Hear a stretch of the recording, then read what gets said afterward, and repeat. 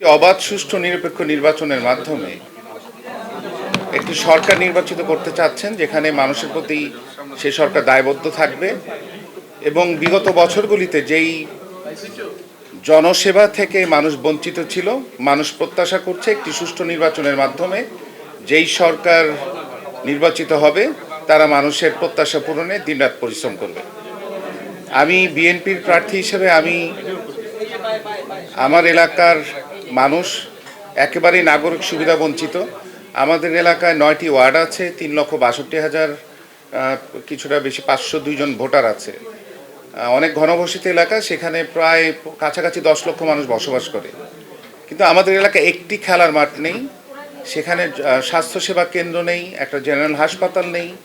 সেখানে এখন আমাদের আত্মীয় স্বজনদের দাফন করার জন্য কবরস্থানের জায়গা সংকট দিচ্ছে। দক্ষিণ সিটি কর্পোরেশনের একেবারেই সেবা নাই বললেই চলে। বিভিন্ন সমস্যায় জর্জরিত আমাদের এলাকার মানুষ, বিশেষ করে আমাদের তরুণ যুবকরা আজকে অনেকেই কর্মসংস্থান খুঁজে পাচ্ছে না। আমাদের সন্তানদেরকে আত্মনির্ভর করার জন্য, তাদেরকে প্রশিক্ষণ দেওয়ার জন্য আমাদের এলাকায় একটি স্থায়ী প্রশিক্ষণ কেন্দ্র প্রয়োজন। আমি বিভিন্ন সময়ে মানুষের সাথে মত বিনিময় সভা করেছি এবং এলাকার মানুষের চাহিদা অনুযায়ী, তাদের প্রত্যাশা অনুযায়ী আমি আমার এলাকার জন্য 20টি অঙ্গীকারবদ্ধ হয়েছি। আমি ইনশাআল্লাহ যদি মানুষের ভোটে নির্বাচিত হই, আমি দিনরাত পরিশ্রম করে মানুষের প্রত্যাশা পূরণ করব। ধন্যবাদ। দেখেন, নিরাপত্তা নিয়ে নিশ্চয়ই উদ্বেগ দেখা দিচ্ছে।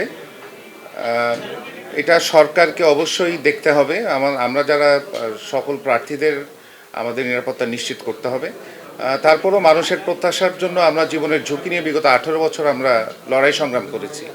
আমার মনে হয় যে একটি অবাধ, সুষ্ঠু, নিরপেক্ষ নির্বাচন এই ধরনের নিরাপত্তা হুমকি বাধাগ্রস্ত করবে না। আমরা ইনশাল্লাহ এই হুমকি মোকাবেলা করেই নির্বাচনের দিকে এগিয়ে যাব এবং নির্বাচন যাতে একটি সুষ্ঠু, অবাধ, সুষ্ঠু, নিরপেক্ষ নির্বাচন হয় সেখানে আমরা সহযোগিতা করব।